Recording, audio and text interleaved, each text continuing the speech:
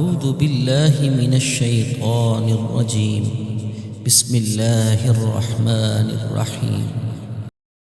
ياسين والقرآن الحكيم إنك لمن المرسلين على صراط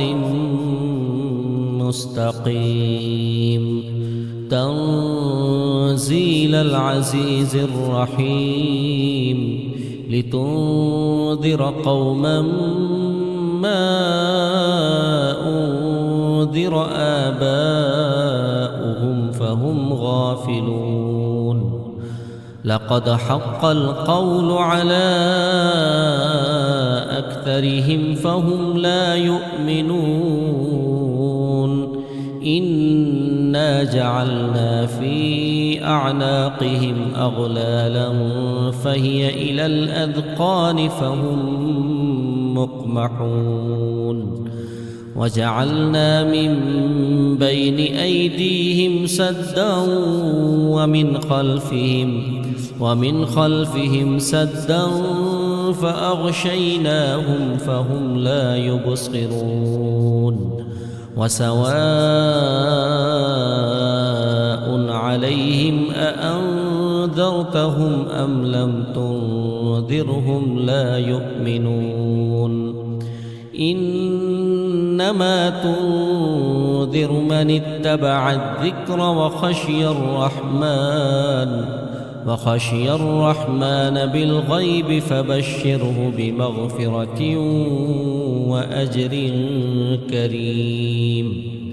إنا نحن نحيي الموتى ونكتب ما قدموا وآثارهم وكل شيء أحصيناه في إمام مبين واضرب لهم مثلا أصحاب القرية إذ جاءها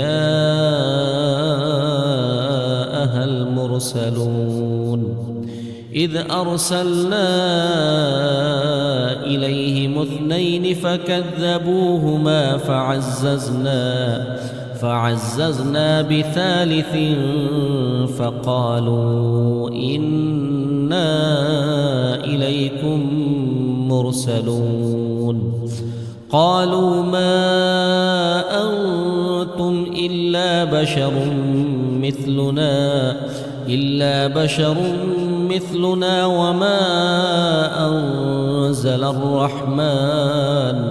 وما أنزل الرحمن من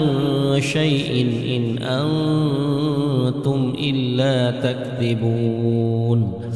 قالوا ربنا يعلم إنا إليكم لمرسلون وما علينا إلا البلاغ المبين قالوا إنا تطيرنا بكم لئن لم تنتهوا لنرجمنكم وليمسنكم منا عذاب أليم قالوا طائركم معكم أئن ذكرتم بل أنتم قوم مسرفون وجاء من أقصى المدينة رجل يسعى قال يا قوم اتبعوا المرسلين اتبعوا من لا يسألكم أجرا وهم مهتدون وما لي لا أعبد الذي فطرني وإليه ترجعون أأتخذ من دونه آلهة إن يردني الرحمن بضر لا تغن عني شفاعتهم شيئا ولا ينقذون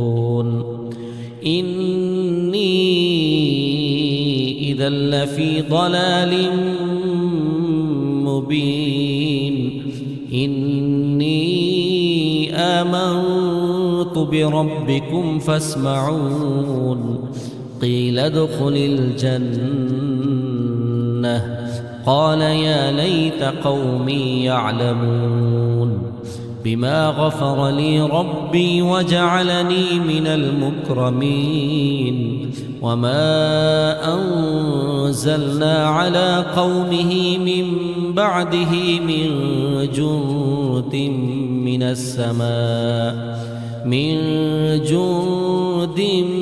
من السماء وما كنا منزلين إن كانت إلا صيحة واحدة فإذا هم خامدون يا حسرة على العباد ما يأتيهم من رسول إلا كانوا به يستهزئون ألم يروا كم أهلكنا قبلهم من القرون أنهم إليهم لا يرجعون وإن كل لما جميع لدينا محضرون وآية لهم الأرض الميتة أحييناها وأخرجنا منها حبا فمنه يأكلون وجعلنا فيها جنات من نخيل وأعناب وفجرنا فيها من العيون ليأكلوا من ثمره وما عملته أيديهم أفلا يشكرون سبحان الذي خلق الأزواج كلها مما تنبت الأرض ومن أنفسهم ومما لا يعلمون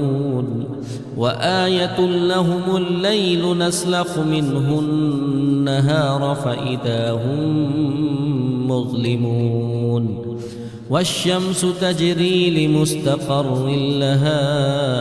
ذلك تقدير العزيز العليم والقمر قدرناه منازل حتى عاد كالعرجون القديم لا الشمس ينبغي لها أن تدرك القمر ولا الليل سابق النهار وكل في فلك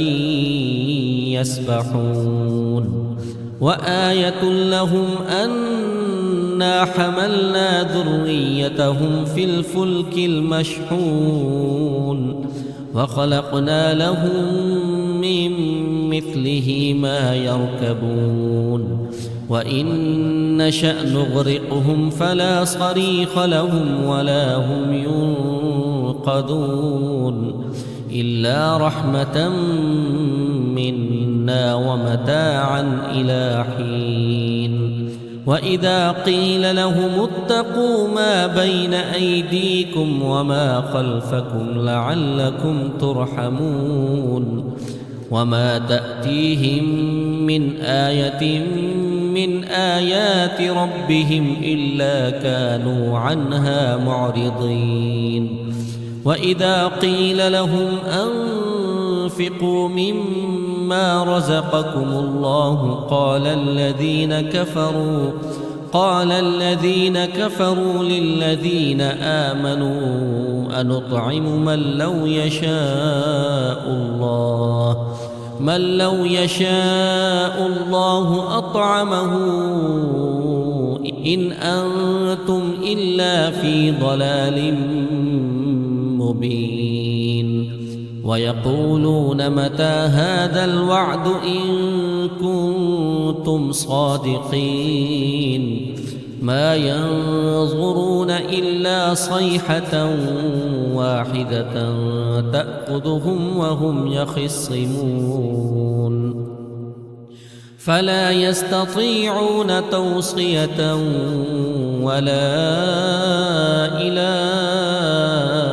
أهلهم يرجعون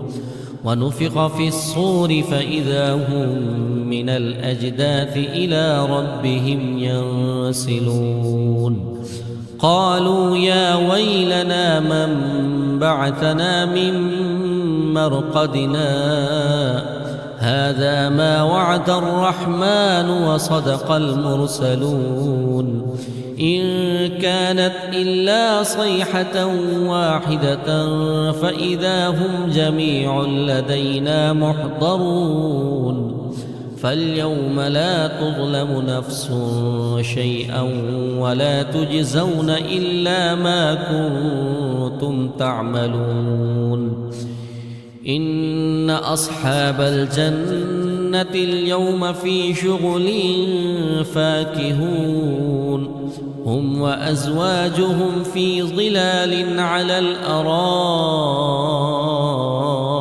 متكئون لهم فيها فاكهة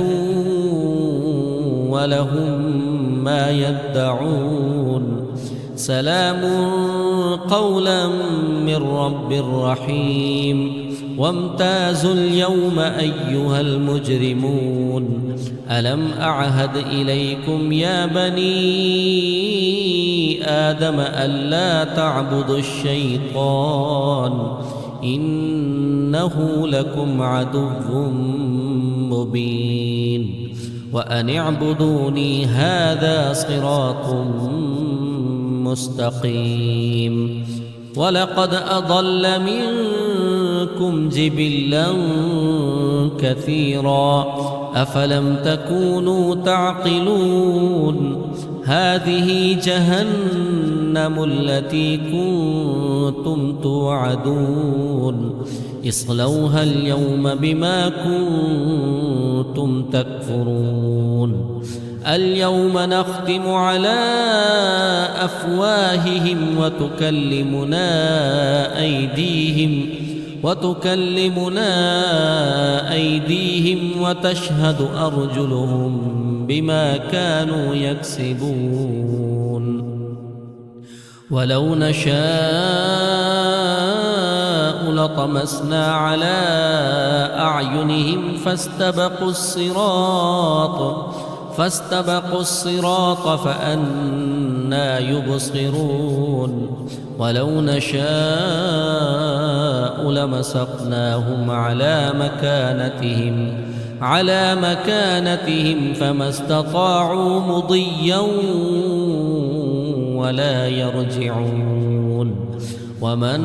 نعمره ننكسه في الخلق أفلا يعقلون وما علمناه الشعر وما ينبغي له إن هو إلا ذكر وقرآن مبين لينذر من كان حيا ويحق القول على الكافرين أولم يروا أنا خلقنا لهم مما عملت أيدينا أنعاما فهم لها مالكون وذللناها لهم فمنها ركوبهم ومنها يأكلون ولهم فيها منافع ومشارب أفلا يشكرون واتخذوا من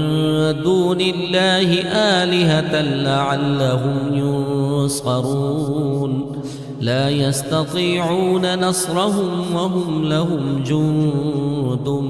محضرون فلا يحزنك قولهم إنا نعلم ما يسرون وما يعلنون أولم ير الإنسان أنا خلقناه من نطفة فإذا هو خصيم مبين وضرب لنا مثلا ونسي خلقه قال من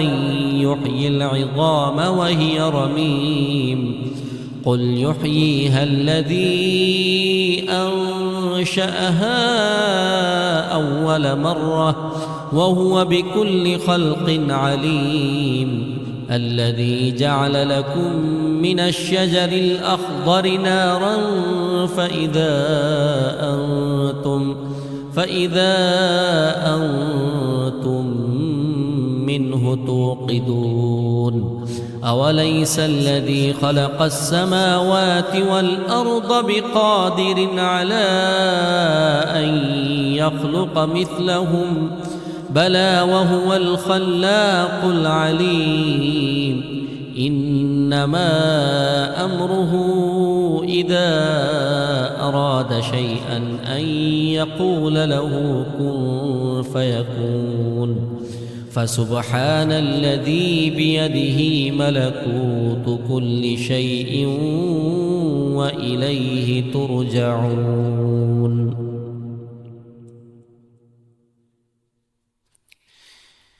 بسم الله الرحمن الرحيم. الرحمن علم القرآن خلق الإنسان علمه البيان الشمس والقمر بحسبان والنجم والشجر يسجدان والسماء رفعها ووضع الميزان ألا تطغوا في الميزان وأقيموا الوزن بالقسط ولا تخسروا الميزان والأرض وضعها للأنام فيها فاكهة والنخل ذات الأكمام والحب ذو العصف والريحان فبأي آلاء ربكما تكذبان خلق الإنسان من صلصال كالفخار وخلق الجان من مارج من نار فبأي آلاء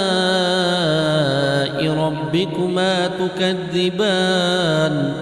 رب المشرقين ورب المغربين فبأي آلاء ربكما تكذبان مرج البحرين يلتقيان بينهما برزخ لا يبغيان فبأي آلاء ربكما تكذبان يخرج منهما اللؤلؤ والمرجان فبأي آلاء ربكما تكذبان وله الجوار المنشآت في البحر كالأعلام فبأي آلاء ربكما تكذبان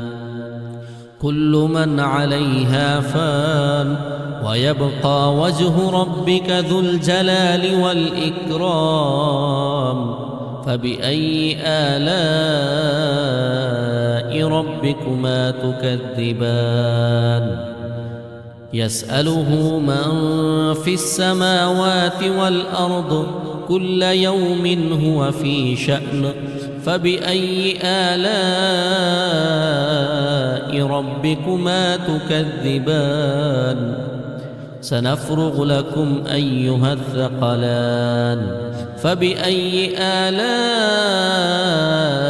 ربكما تكذبان يا معشر الجن والإنس إن استطعتم أن تنفذوا من أقطار السماوات والأرض فانفذوا لا تنفذون إلا بسلطان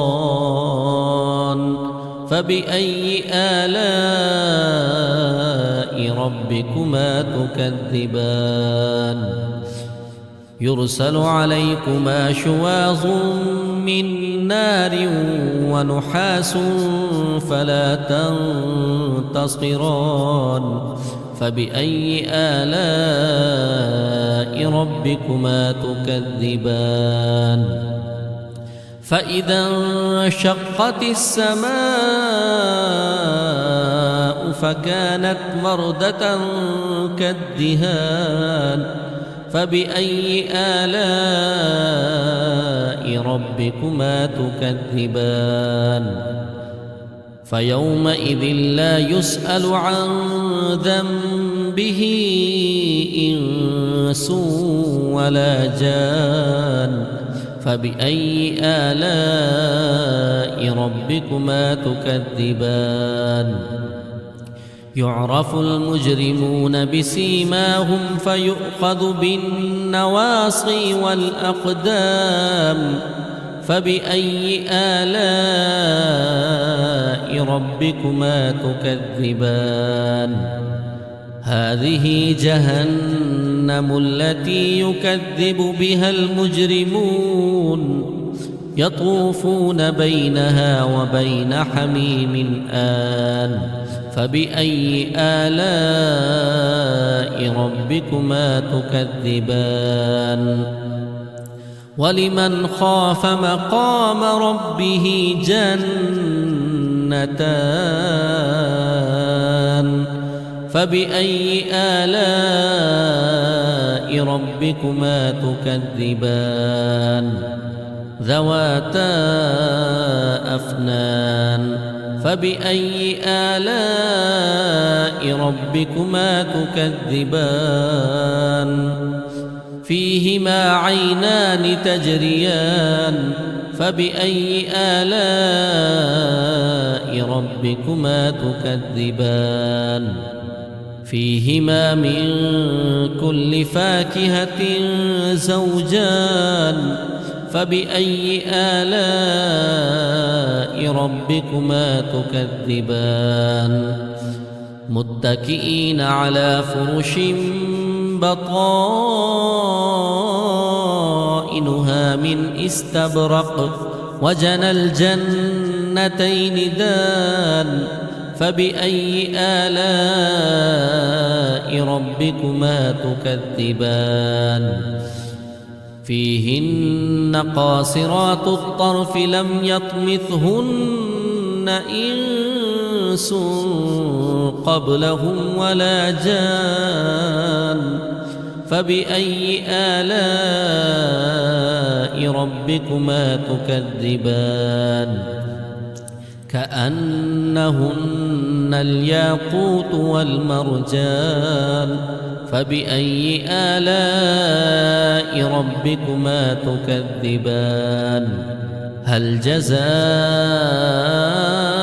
الإحسان إلا الإحسان فبأي آلاء ربكما تكذبان ومن دونهما جنتان فبأي آلاء ربكما تكذبان مدهامتان فبأي آلاء ربكما تكذبان فيهما عينان نضاختان فبأي آلاء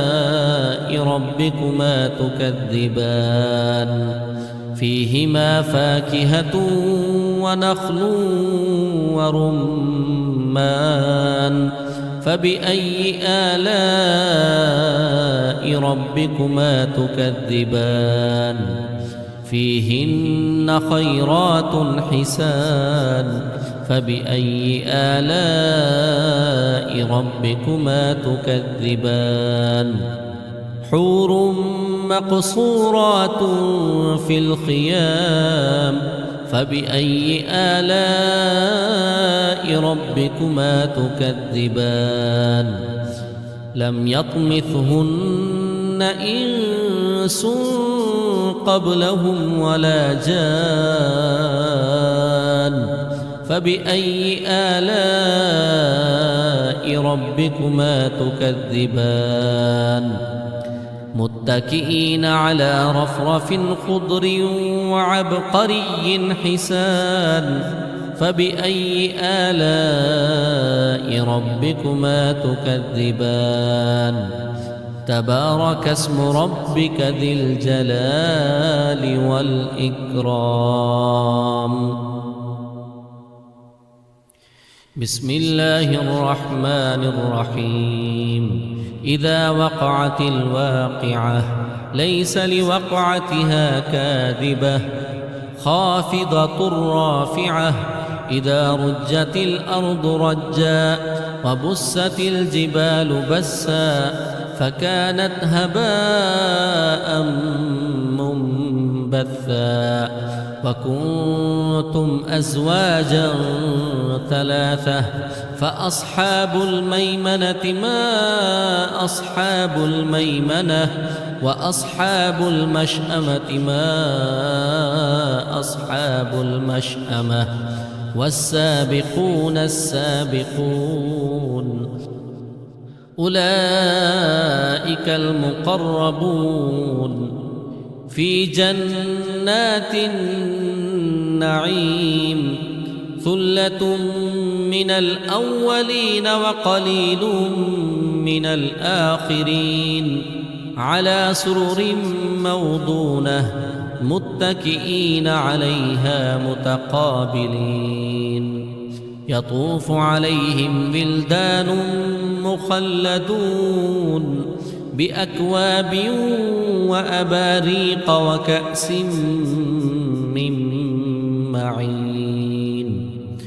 لا يصدعون عنها ولا ينزفون وفاكهة مما يتخيرون ولحم طير مما يشتهون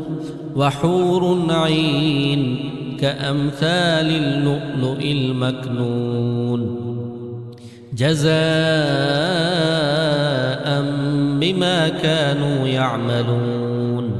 لا يسمعون فيها لغوا ولا تأثيما إلا قيلا سلاما سلاما وأصحاب اليمين ما أصحاب اليمين في سدر مخضود وطلح منضود وظل ممدود وماء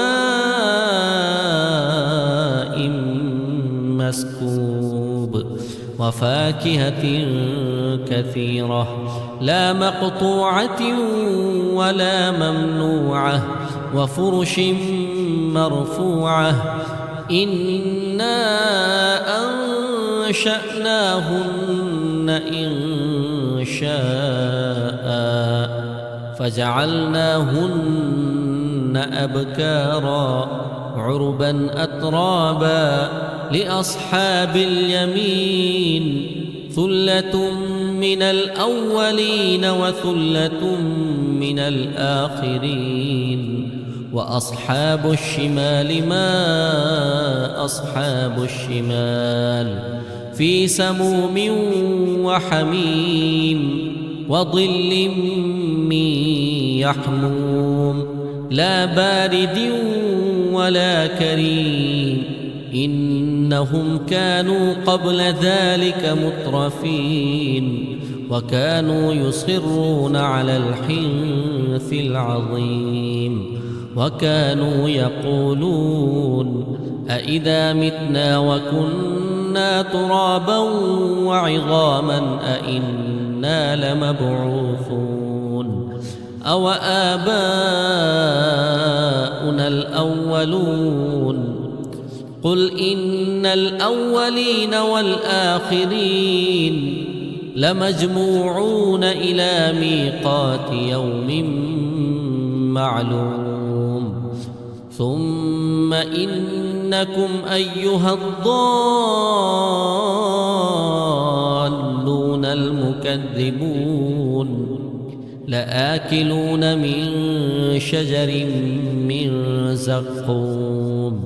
فمالئون منها البطون فشاربون عليه من الحميم فشاربون شرب الهيم هذا نزلهم يوم الدين نحن خلقناكم فلولا تصدقون أفرأيتم ما تمنون أأنتم تخلقونه أم نحن الخالقون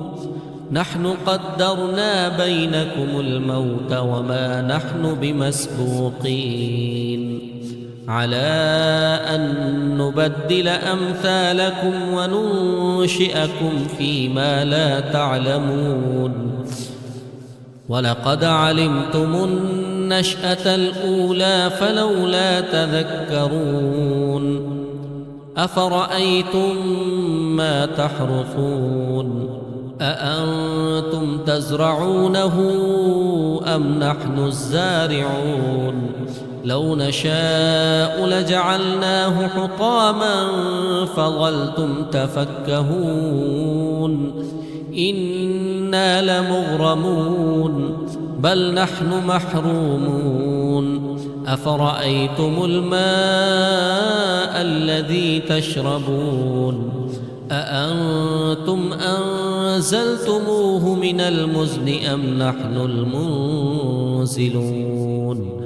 لو نشاء جعلناه أجاجا فلولا تشكرون أفرأيتم النار التي تورون أأنتم أنشأتم شجرتها أم نحن المنشئون نحن جعلناها تذكرة ومتاعا للمقوين فسبح باسم ربك العظيم فلا أقسم بمواقع النجوم وإنه لقسم لو تعلمون عظيم إنه لقرآن كريم في كتاب مكنون لا يمسه إلا المطهرون تنزيل من رب العالمين أفبهذا الحديث أنتم مدهنون وتجعلون رزقكم أنكم تكذبون فلولا إذا بلغت الحلقوم وأنتم حينئذ تنظرون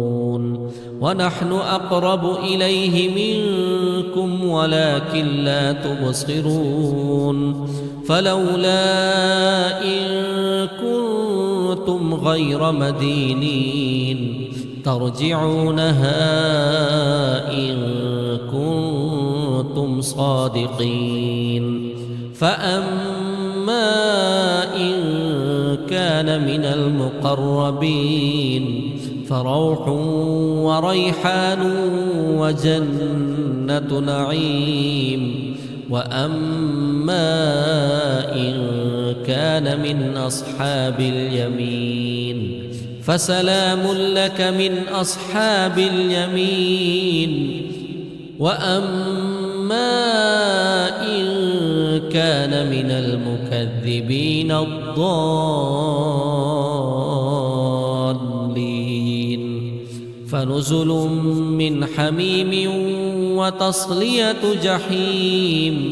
إن هذا لهو حق اليقين فسبح باسم ربك العظيم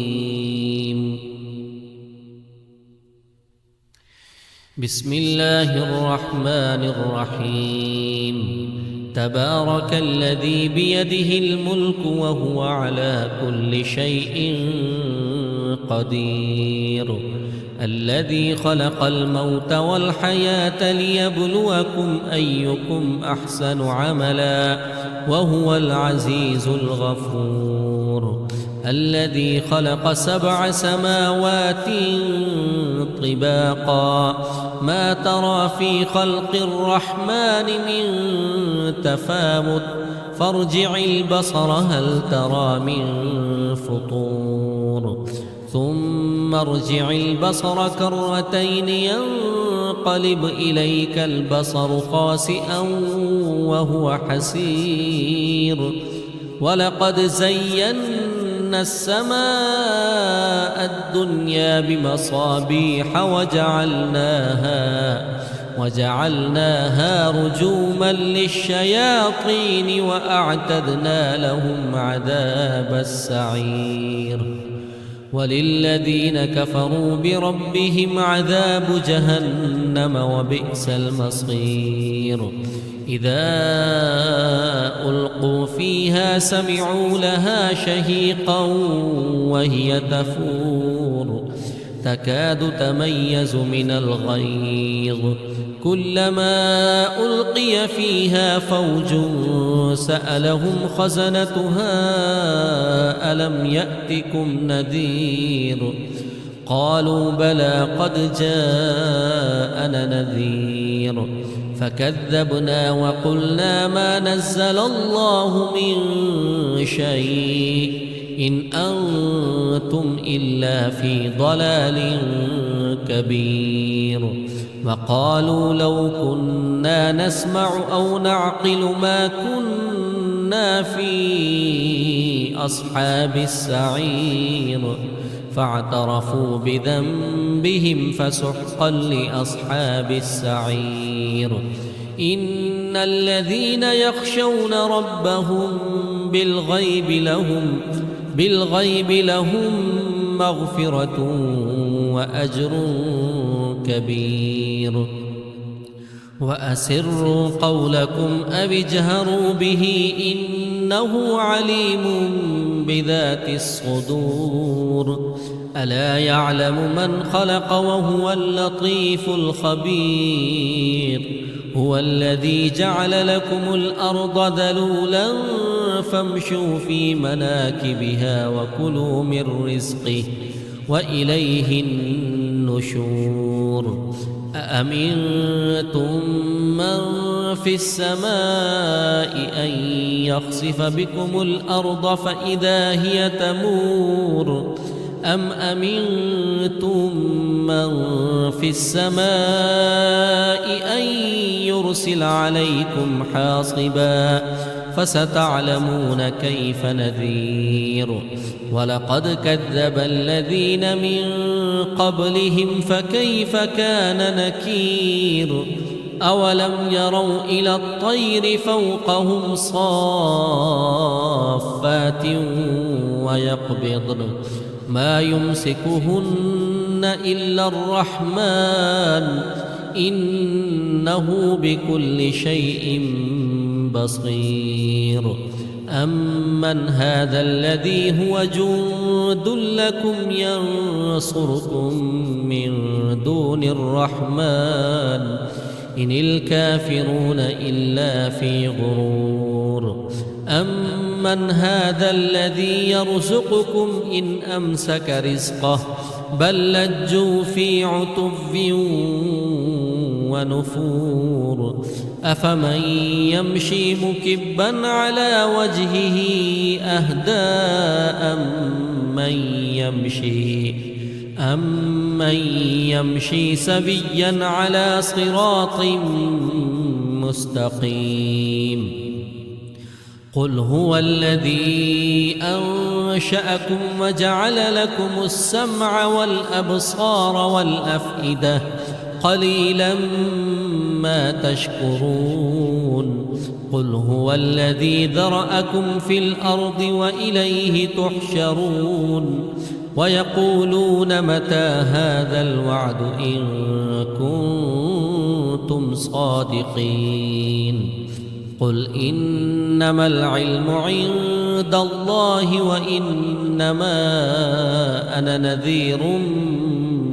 مبين فلما رأوه زلفة سيئت وجوه الذين كفروا وقيل هذا الذي كنتم به تدعون قل أرأيتم إن أهلكني الله ومن معي أو رحمنا فمن يجير الكافرين من عذاب أليم قل هو الرحمن آمنا به وعليه توكلنا فستعلمون من هو في ضلال مبين قل أرأيتم إن أصبح ماؤكم غورا فمن يأتيكم بماء معين بسم الله الرحمن الرحيم يا أيها المزمل قم الليل إلا قليلا نصفه أو انقص منه قليلا أو زد عليه ورتل القرآن ترتيلا إنا سنلقي عليك قولا ثقيلا إن ناشئة الليل هي أشد وطئا وأقوم قيلا إن لك في النهار سبحا طويلا واذكر اسم ربك وتبتل إليه تبتيلا رب المشرق والمغرب لا إله إلا هو فاتخذه وكيلا واصبر على ما يقولون واهجرهم هجرا جميلا وذرني والمكذبين أولي النعمة ومهلهم قليلا إن لدينا أنكالا وجحيما وطعاما ذا غصة وعذابا أليما يوم ترجف الأرض والجبال وكانت الجبال كثيبا مهيلا إنا أرسلنا إليكم رسولا شاهدا عليكم كما أرسلنا إلى فرعون رسولا فعصى فرعون الرسول فأخذناه أخذا وبيلا فكيف تتقون إن كفرتم يوما يجعل البلدان شيبا السماء منفطر به كان وعده مفعولا إن هذه تذكرة فمن شاء اتخذ إلى ربه سبيلا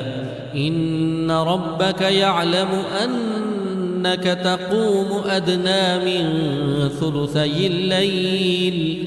ثلثي الليل ونصفه وثلثه وطائفة من الذين معك والله يقدر الليل والنهار علم أن لن تحصوه فتاب عليكم فاقرؤوا ما تيسر من القرآن علم أن سيكون منكم مرضى وآخرون يضربون في الأرض يبتغون من فضل الله وآخرون يقاتلون في سبيل الله فاقرؤوا ما تيسر منه وأقيموا الصلاة وآتوا الزكاة وأقرضوا الله قرضا حسنا وما تقدموا لأنفسكم من خير تجدوه عند عند الله هو خيرا وأعظم أجرا واستغفروا الله إن الله غفور رحيم.